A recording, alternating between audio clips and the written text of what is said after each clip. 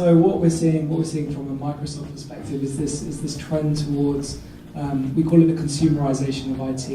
We believe that Office 365 is really the future for the organisation, and that cloud really does give SMBs and actually all businesses the flexibility to upscale and downscale their IT as they need, and actually have it as a continuous subscription service. It is the cloud operating system and productivity suite, but actually having that connection with the on-premise world is what I think differentiates it from a lot of the other cloud productivity providers out there. Microsoft have invested about $4 billion over the last 5 years on making sure that we've got the relevant security certifications. You're not paying for capacity that you don't need. And what we see with a lot of businesses is that when they get one extra person or just go over their storage limit, they go and buy a whole new server, and then they've got sort of 90% of it sat there redundant.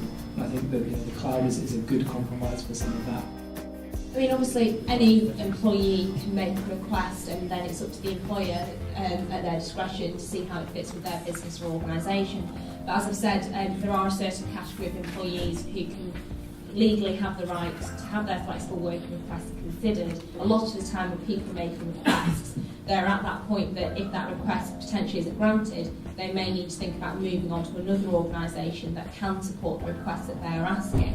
But one thing that I do tend to encourage my clients to do is to consider a trial period and agree an extension to the timetable, so agree a longer period than 14 days in which to make that decision. But I think a trial period is probably a fantastic way to see whether or not it works. It probably mitigates the risk of a claim if you have at least given it a go to see how it would work and to see whether you can implement it.